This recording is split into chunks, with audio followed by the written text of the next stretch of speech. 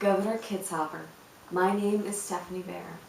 2 years ago, this was me in a California hospital, paralyzed from the neck down at the age of 21. During your last administration, I was removed from the safety of my father's home and sent to live with my mother and stepfather, who over the next several years would exploit me and sexually assault me. This would only end when I was reunited with my father and began attending UCLA. Sadly, I would have a nervous breakdown in my junior year. I drove away from my college life and lived on the streets in my car for almost 4 months. I nearly starved to death, losing 85 pounds and eventually getting food poisoning. This led to me contracting a rare form of Guillain-Barré syndrome, which left me paralyzed, fighting for my life in a critical care unit and on a ventilator for 6 weeks. I would do a total of 6 months as an inpatient with my father by my side for 4 of them. As you can see, I have made what has been termed a truly miraculous recovery. My doctors will tell you that my positive attitude and the hundreds of hours my father spent exercising my lifeless limbs are the reason I can walk with a cane today. In November of 2010, I made a Freedom of Information Act request to Child Welfare Services and sent you a copy along with a letter. I am now asking you to become personally involved in the case. My request was quite simple and the response confusing.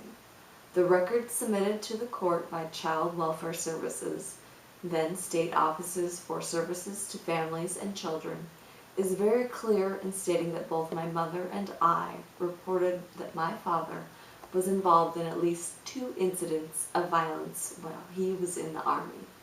The fact is that I was only 20 months old when my parents separated and my mother returned to the United States.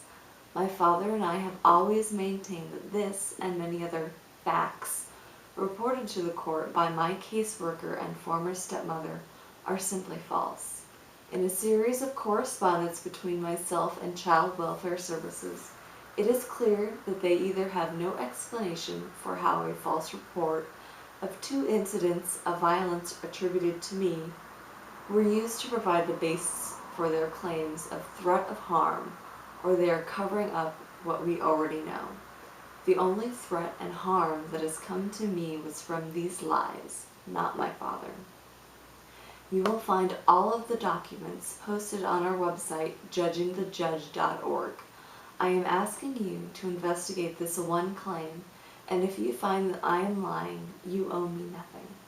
If you find that your workers lied, then I demand that you initiate an investigation into the conduct of the state workers whose actions and willingness to sacrifice my life to save themselves from their own misdeeds and mistakes are reprehensible. I am only asking for the truth from those whose actions changed the course of my life forever. And every day that you allow the lie to be kept alive, I continue to be victimized. As the governor, you are responsible for the actions of all state employees. As a father, what would you do if this happened to your daughter?